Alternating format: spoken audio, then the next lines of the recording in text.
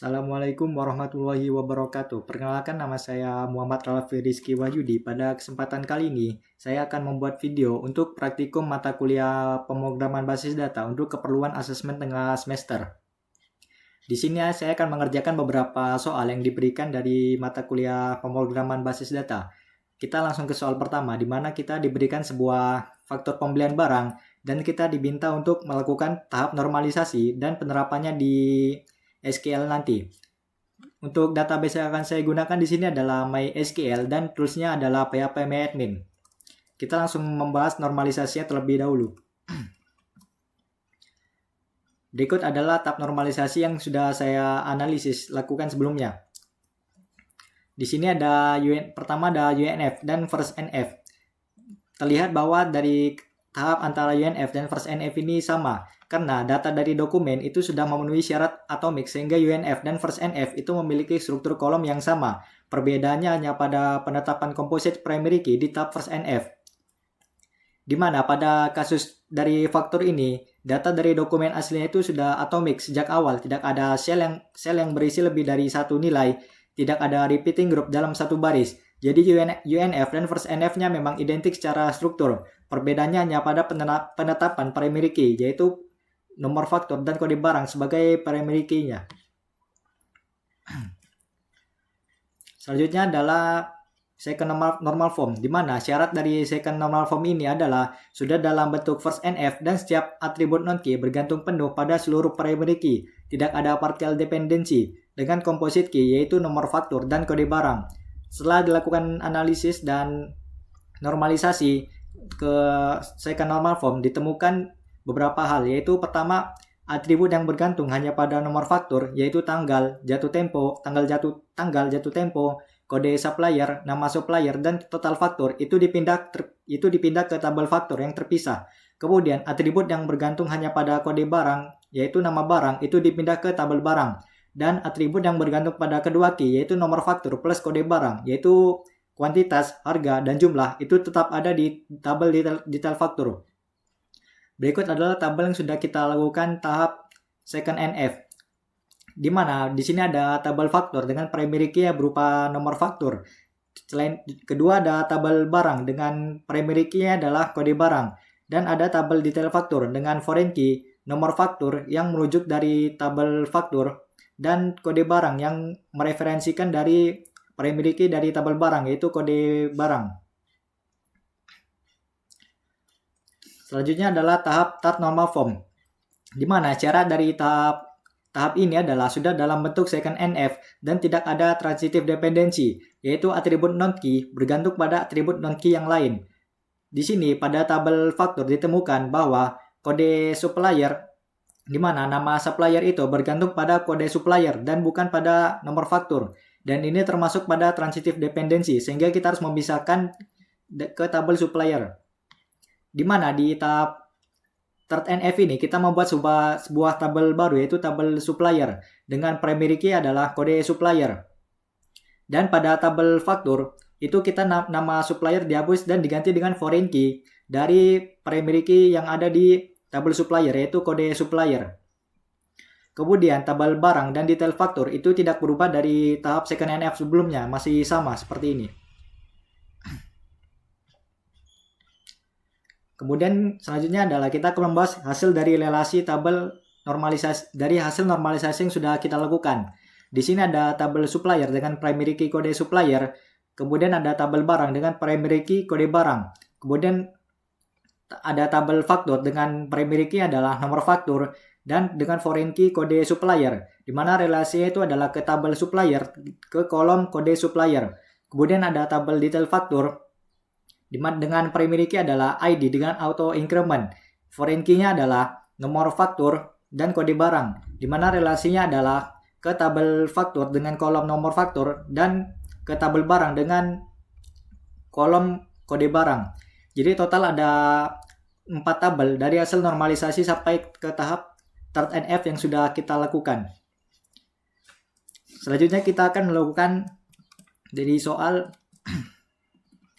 kita akan melakukan penerapan dengan SQL, yaitu penerapan operasi DDL dan DML pada tabel-tabel normalisasi yang sudah diperoleh. Pertama kita akan membuat database dari tabel yang akan kita buat dengan perintah create database.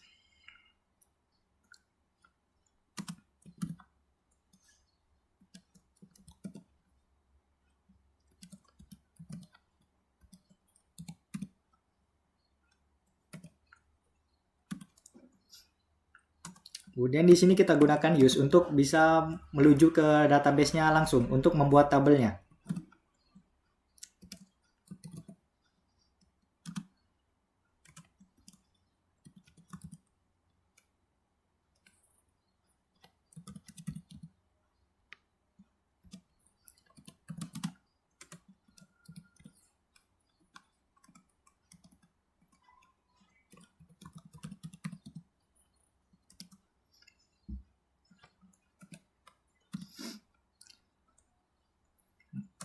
Setelah kita membuat database dan sudah menuju ke database dengan perintah use, kita langsung membuat tabelnya.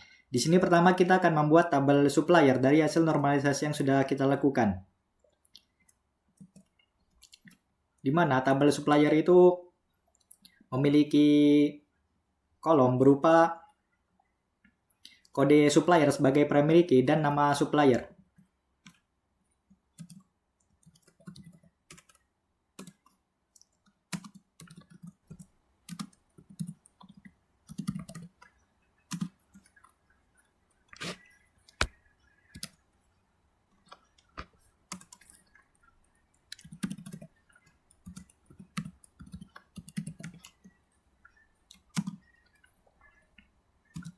Di mana tipe data dari kode supplier akan kita gunakan di sini adalah varchar dengan jumlah yang diperbolehkan maksimal itu adalah 5 karakter.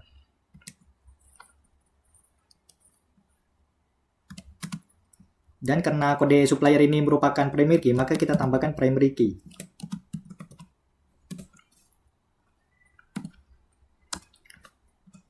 Kemudian selanjutnya membuat kolom nama supplier dengan tipe data varchar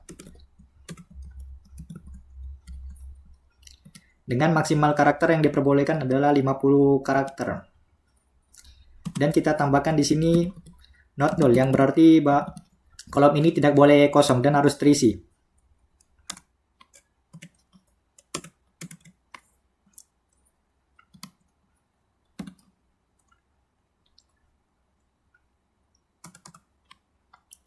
Selanjutnya kita akan membuat tabel faktur, di mana tabel faktur itu terdiri dari nomor faktur sebagai primary key, kemudian ada kode supplier yang merupakan foreign key dari tabel supplier, kemudian ada kolom tanggal, jatuh tempo, dan total faktur.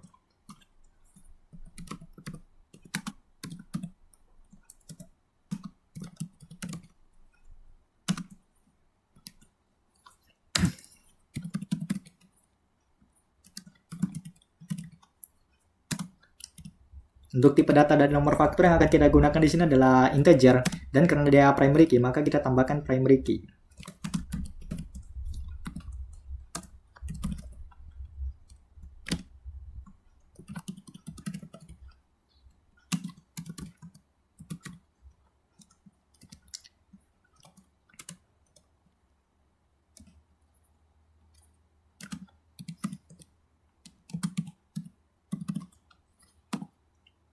Untuk kode supplier, tipe datanya adalah varchar dengan maksimal karakter adalah 5 dan tidak boleh kosong, yaitu not null. Kemudian untuk membuat tabel kolom tanggal dengan tipe data yaitu date dan juga not null. Kemudian kolom jatuh tempo dengan tipe data yang sama seperti tanggal yaitu date dan not null.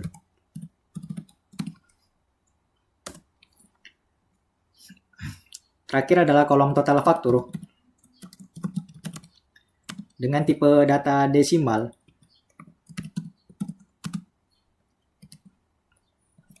(15,0).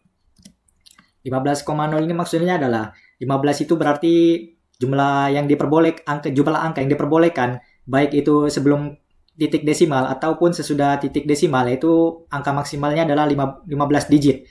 Sementara 0 ini berarti angka di belakang titik desimal itu adalah skalanya adalah 0. Jadi setiap data yang masuk itu akan diubah menjadi tipe data integer, dibulatkan menjadi tipe data integer tanpa ada pecahannya sama sekali.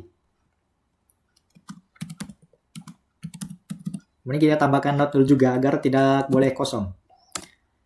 Kemudian karena kode supplier ini merupakan foreign key yang merujuk ke tabel supplier dari kode supplier sebagai primary key-nya, maka kita tambahkan foreign key. Foreign key dari kode supplier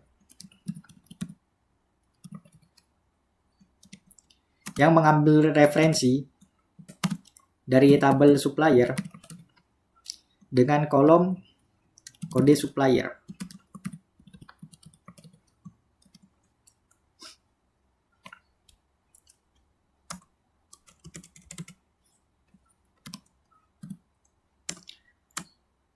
Selanjutnya kita akan membuat tabel dari barang, di mana tabel barang ini terdiri dari kode barang sebagai primary key-nya dan kolom nama barang.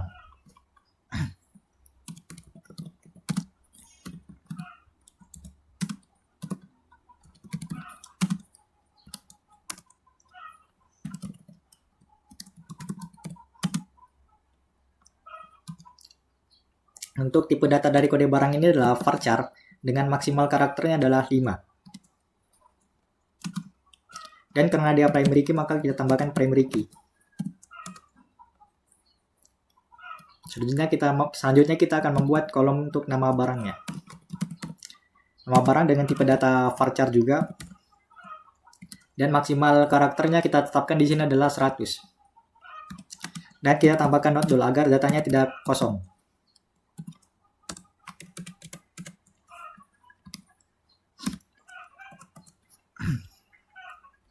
Terakhir adalah tabel dari detail faktur, di mana di sini terdiri dari nomor faktur sebagai foreign key, kode barang sebagai foreign key juga, kuantitas, harga, dan jumlah.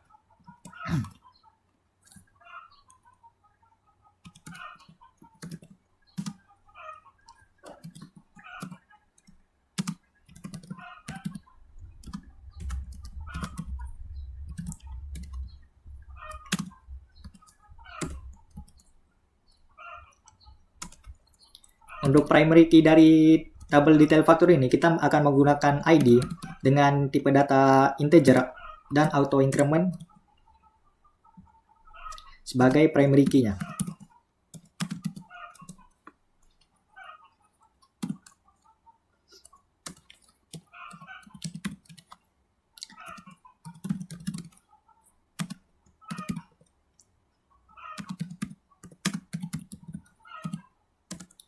Kemudian membuat kolom nomor faktur dan kode barang yang merupakan foreign key dari tabel detail faktur ini.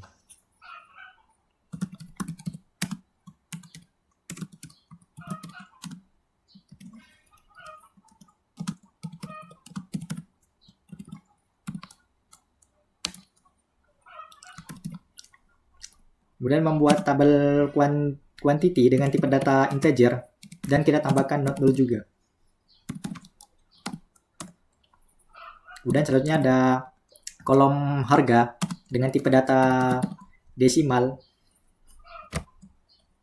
Tipe data desimal 15,0 dan not null. Terakhir adalah kolom jumlah dengan tipe data yang sama, yaitu desimal 15,0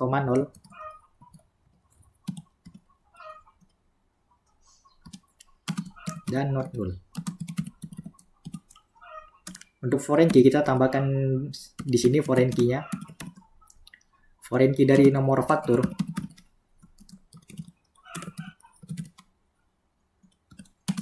dengan referensi dari tabel faktur dengan kolom nomor faktur.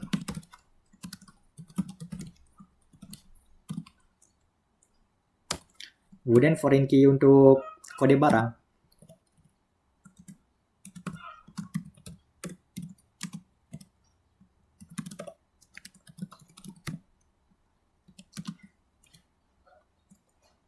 dengan referensi dari tabel barang pada kolom kode barang.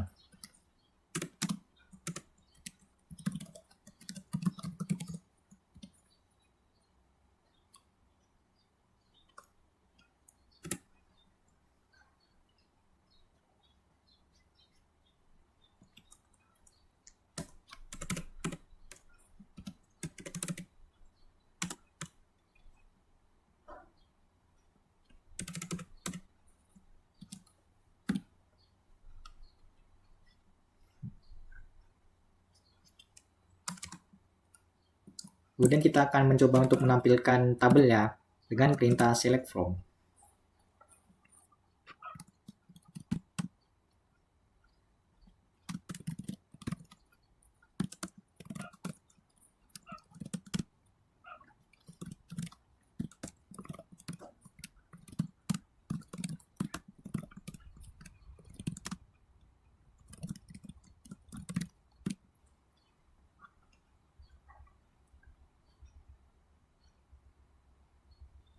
Baiklah, seperti ini kira-kira kode SQL yang akan kita gunakan untuk perintah DDL-nya. Kita klik running dengan klik go di sini. Maka ini tampilan dan tabelnya sudah berhasil dibuat. Dan ini adalah tampilan dari tabel yang sudah kita buat, di mana ini datanya masih kosong dan belum ada data sama sekali. Sehingga kita perlu melakukan yang namanya DML dengan melakukan insert data.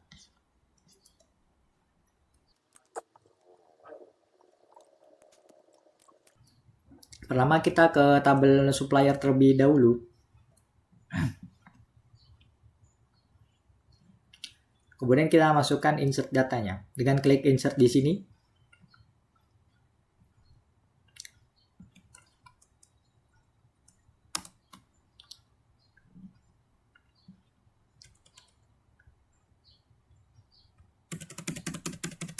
Kemudian kita masukkan dari nilai yang akan kita gunakan. Di mana di sini ada dua supplier, yaitu Gobel Nusra dan Hitachi.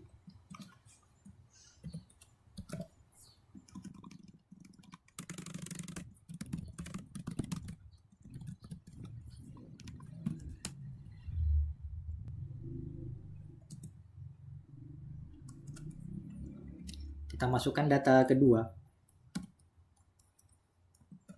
dengan kode yaitu S02 dan nama suppliernya Hitachi.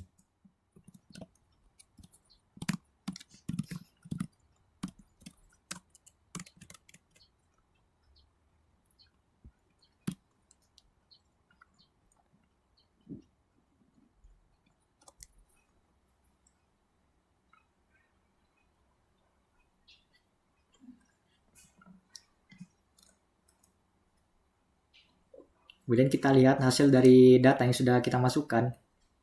Ini tampilan dari data tabel supplier yang sudah kita lakukan insert data. Selanjutnya kita akan ke tabel barang untuk melakukan insert data.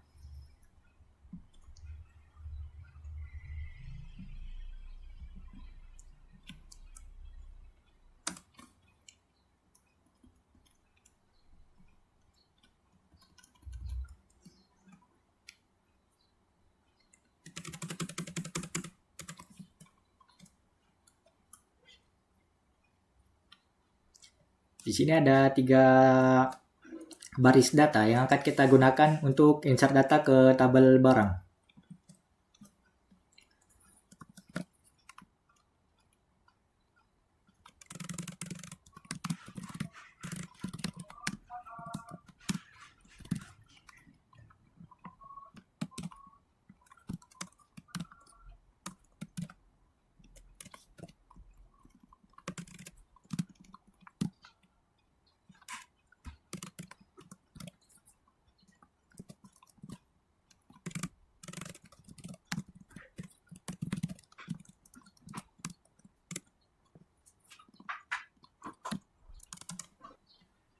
Dan kita klik jalankan di sini.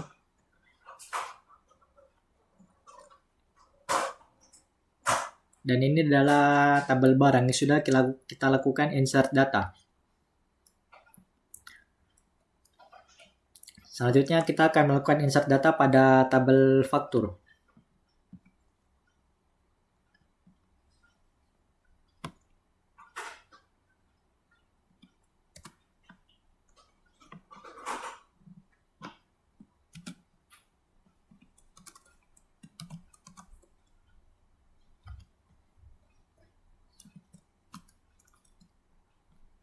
Tabel faktur di sini ada dua baris data yang akan kita lakukan insert ke tabelnya tadi.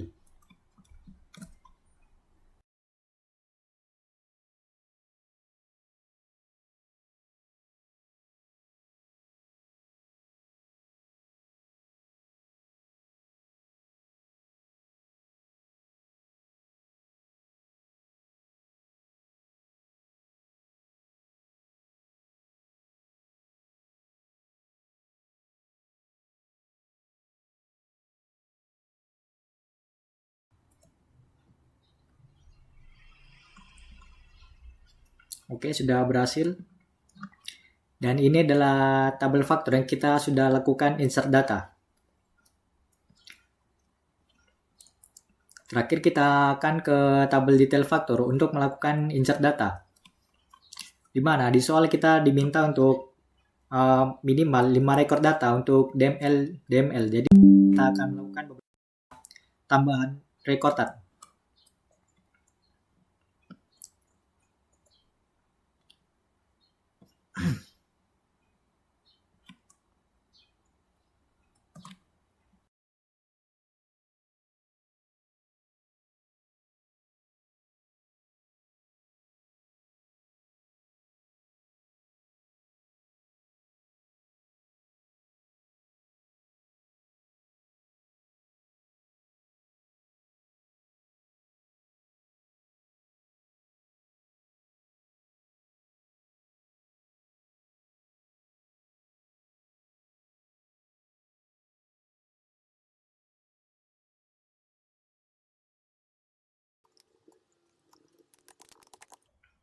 Baiklah, ini adalah kode SQL yang akan kita gunakan untuk insert data ke tabel detail faktur, di mana di sini ada 5 record data yang akan kita masukkan ke tabelnya.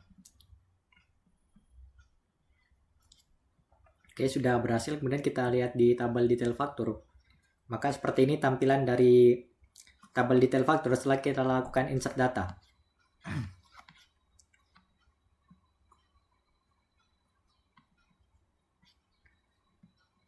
Baiklah, itu saja mungkin untuk soal nomor 1. Sekarang kita akan lanjut ke soal nomor 2, di mana kita diminta untuk membuat database beserta tabel. Kemudian kita juga akan melakukan beberapa perintah SQL yang ada di soal. Pertama, kita akan membuat tabel database beserta tabelnya terlebih dahulu.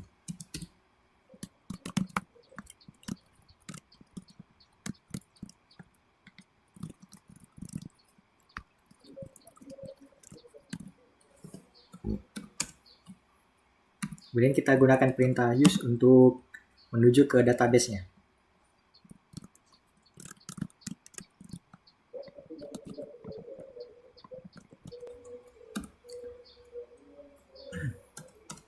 Setelah kita membuat database-nya, selanjutnya kita akan membuat tabel sesuai dengan yang ada di instruksi di soalnya.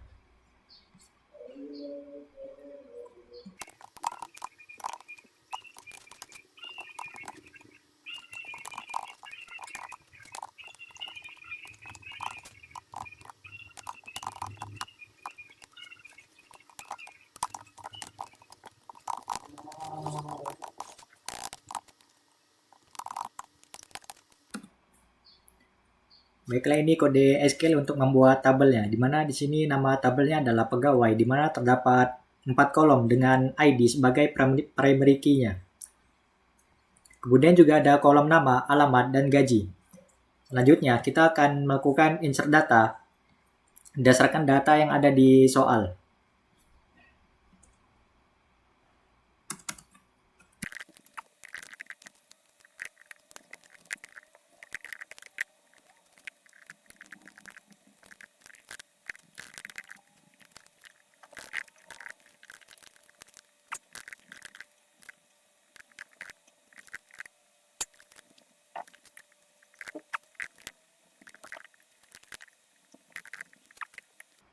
Baiklah, ini adalah kode untuk insert data dari ke tabel pegawai, di mana di sini ada total 9 data yang akan kita masukkan ke tabel pegawai. Kemudian kita tampilkan hasil dari tabelnya dengan query select.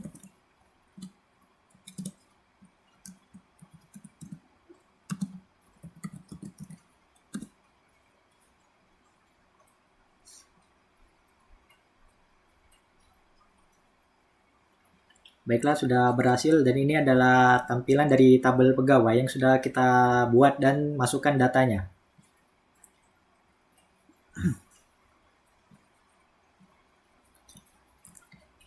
Selanjutnya kita diminta untuk menghapus record di tabel pegawai dengan ID 100.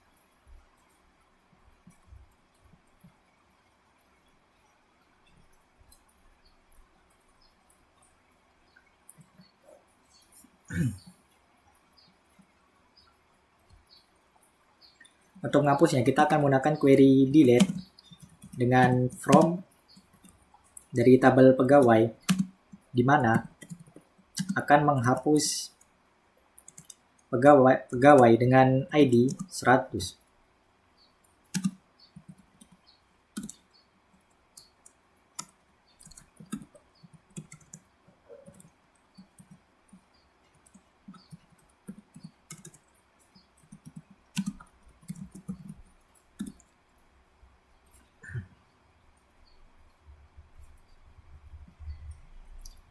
Sudah berhasil terhapus dan bisa dilihat di tabel karyawan atau pegawai dengan ID 100 itu tidak ada lagi di tabel pegawai.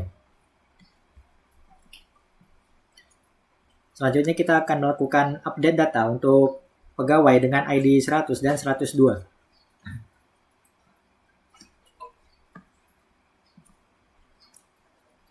Kita akan menggunakan perintah update untuk mengupdate data dari pegawai ID dengan 101 dan 102.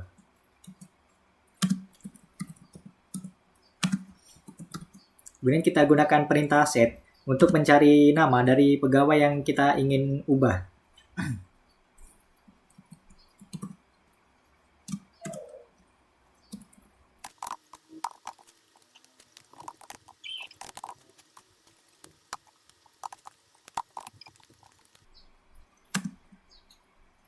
Kemudian kita tentukan ID pegawai mana yang kita ingin ubah berdasarkan data yang kita ingin ubah. Di mana di sini ID yang akan kita ubah adalah pegawai dengan ID 101.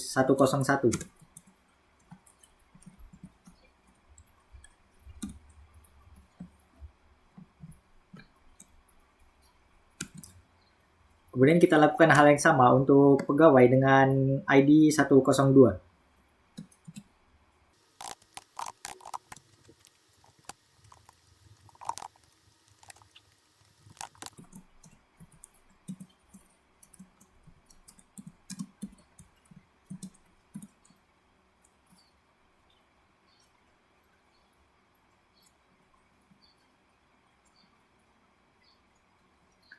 Baiklah, query-nya berhasil dan tabel pegawai berhasil terupdate, di mana pegawai dengan ID 101 dan 102 di sini berubah. Selanjutnya kita akan melakukan beberapa perintah SQL. Pertama, menampilkan semua kolom dari tabel pegawai. Di mana kita cukup dengan menggunakan perintah select from.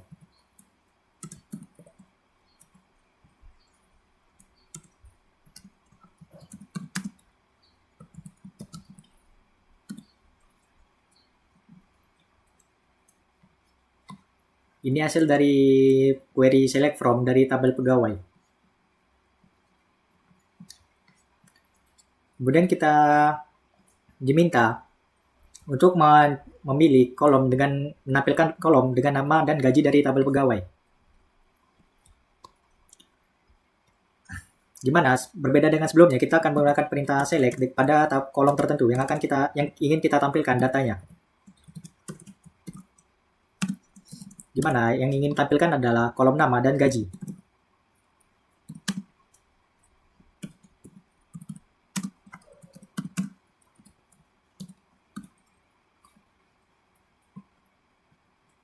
Seperti ini tampilannya. Kemudian kita diminta untuk menampilkan kolom dengan nama dan alamat yang mempunyai nama dengan awalan F. Sama seperti sebelumnya, kita akan menggunakan perintah select dengan untuk menampilkan kolom tertentu, di mana kita akan menampilkan kolom nama dan alamat.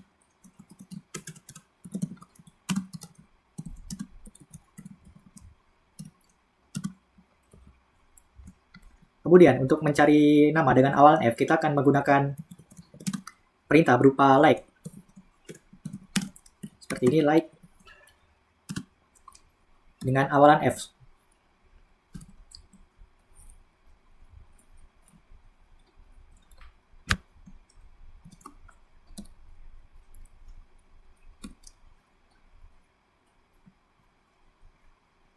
Maka akan tampil tabel nama dan alamat, di mana namanya akan menampilkan pegawai dengan nama awalan pegawai berupa huruf F saja.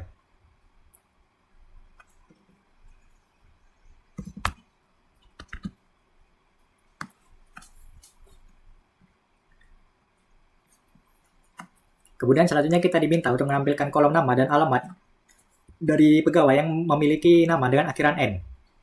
Sama seperti sebelumnya, hanya saja ini merupakan kebalikannya, di mana kita akan mencari pegawai dengan akhiran nama berupa huruf N.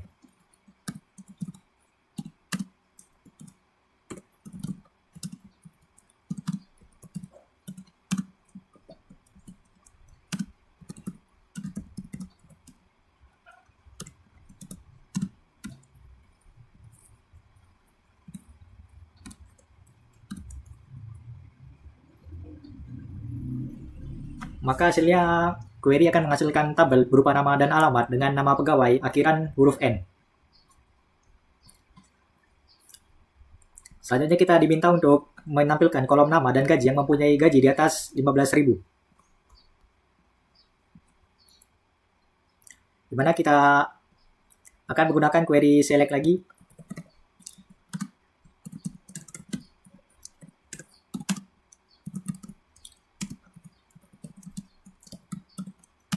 Kemudian kita tambahkan ketentuan di mana kita akan menampilkan gaji lebih dari 15.000.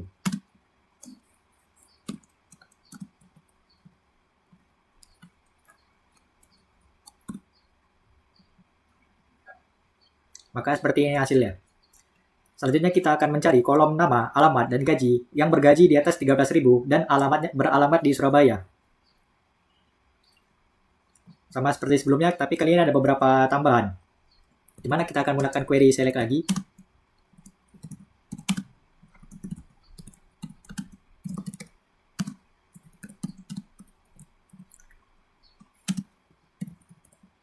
Kemudian di sini kita tambahkan kondisi, di mana kita akan menampilkan pegawai dengan gaji lebih dari 13.000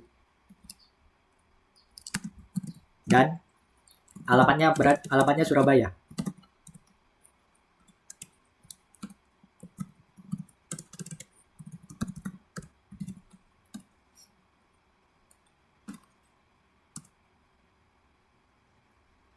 Maka seperti ini hasilnya. Selanjutnya kita diminta untuk menampilkan kolom nama, gaji dengan range gaji antara 15.000 sampai dengan 20.000. Kita akan menggunakan query select lagi, tetapi untuk menampilkan range-nya kita akan menggunakan perintah between.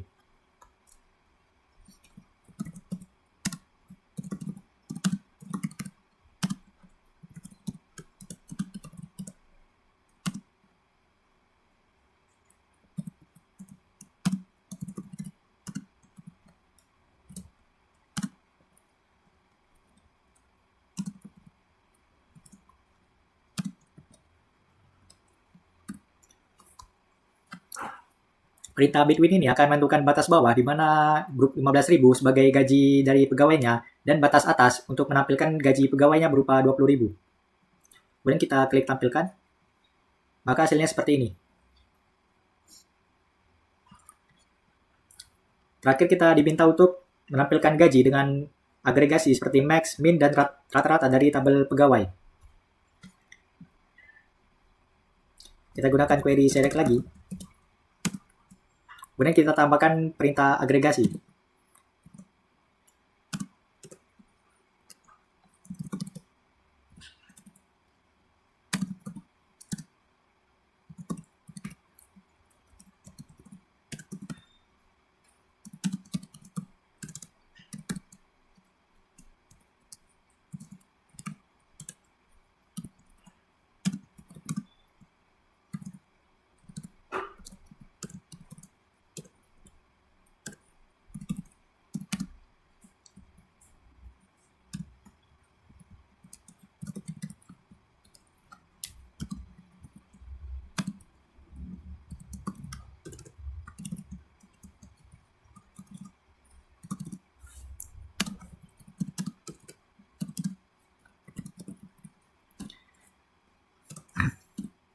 Di sini kita menggunakan 3 perintah agregasi, yaitu max untuk mencari gaji dengan nilai tertinggi, min untuk mencari gaji dengan nilai terendah, dan average untuk menghitung gaji rata-rata dari pegawai. Maka hasilnya seperti ini. Baiklah, itu saja untuk soal nomor 2. Baiklah, sekarang kita akan melanjutkan untuk pengerjaan soal nomor 3 atau soal nomor terakhir, di mana di sini kita akan melakukan sebuah skema trigger pada sebuah database. Pada database ini kita terdapat 2 tabel, yaitu tabel barang, di mana tabel barang ini memiliki 5 kolom, yaitu kode barang sebagai primary key-nya, kemudian ada kolom nama, harga beli, harga jual, dan jumlah. Selain itu, pada tabel barang juga terdapat data awal seperti berikut, di mana di sini ada 2 baris data. Kemudian, tabel kedua adalah tabel detail pembelian, di mana di sini juga ada 5 kolom berupa kode barang, harga beli, harga jual, jumlah, dan operator. Pertama kita akan membuat database. Pertama kita akan buat database beserta kedua tabel ini, yaitu tabel barang dan tabel detail pembelian.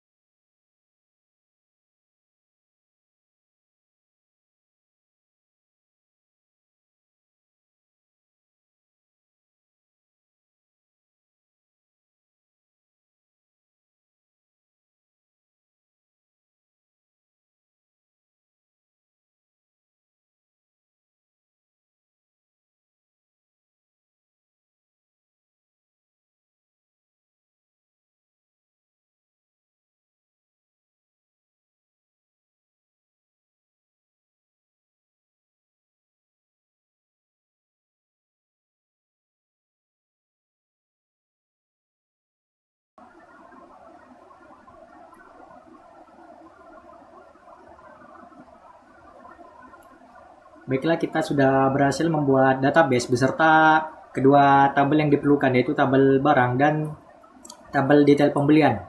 Selain itu, kita juga sudah memasukkan data awal pada tabel barang berupa 2 baris data.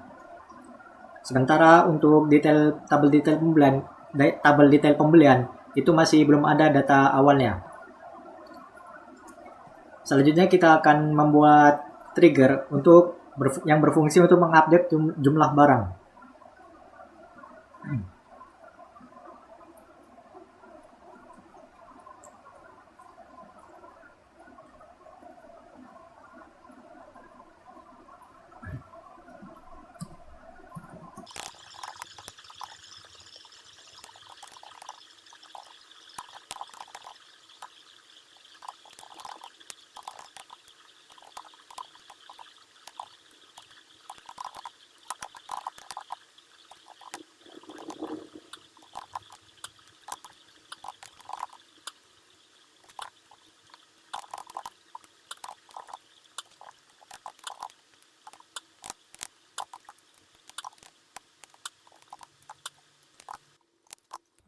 Baiklah, ini adalah kode SQL untuk trigger yang akan kita buat, di mana kita mengawalinya dengan delimiter dengan tanda garis miring.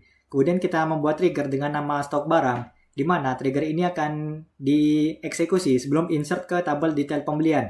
Kemudian juga ada for each row, di mana trigger ini akan mengeksekusi untuk setiap baris yang akan di-insert.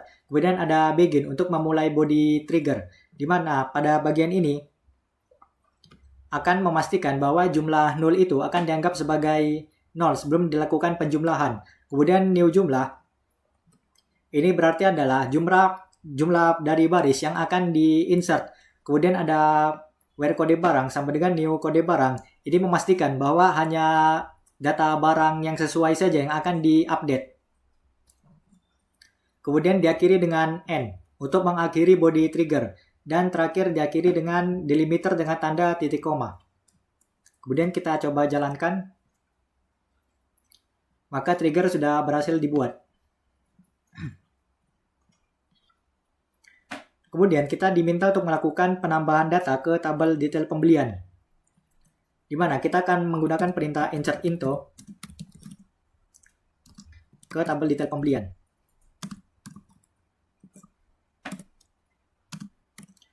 Di sini saya akan mencontohkan untuk penambahan data berupa barang dengan yaitu lem setan.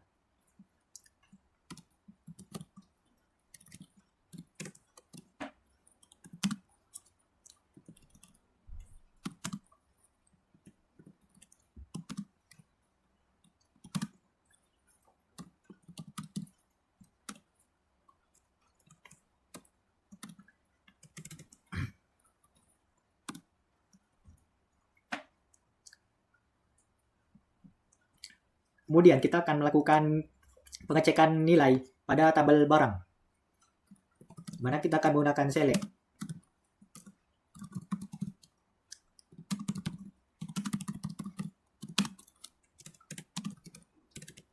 Dan kita akan mengeceknya pada tabel barang.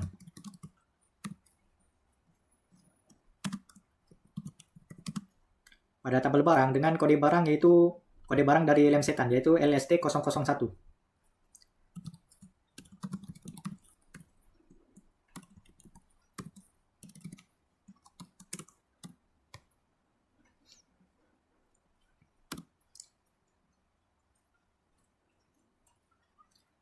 Maka hasil dari insert itu berhasil masuk ke tabel detail pembelian. Dan pada tabel barang, ini lem setannya yang sebelumnya jumlahnya adalah 0, sekarang berjumlah 5 karena sudah mendapatkan penambahan jumlah dari tabel detail pembelian yang kita masukkan tadi datanya. Kemudian kita akan melakukan insert lagi untuk insert barang pada yaitu lem setan LST001 sebanyak 10. Dan akan melakukan pengecekan jumlah stok pada tabel barang.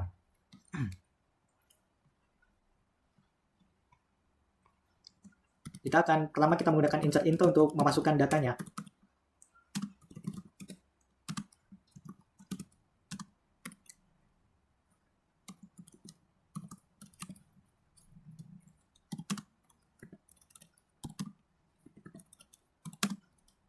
Kemudian kita masukkan jumlahnya yaitu adalah tadi 10.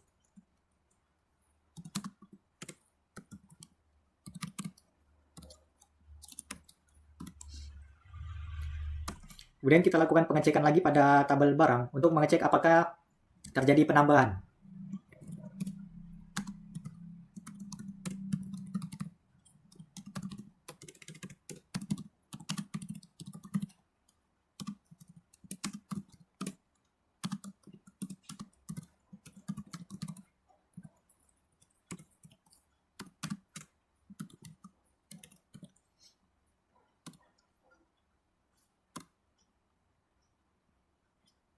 Data yang kita insert tadi sudah berhasil masuk ke tabel detail pembelian. Dan pada tabel barang, tepatnya pada kode barang LST001 yaitu lem setan terjadi penambahan jumlah sebanyak 10. Di mana yang sebelumnya itu jumlahnya 5, sekarang menjadi 15 karena mendapatkan penambahan 10 dari tabel detail pembelian.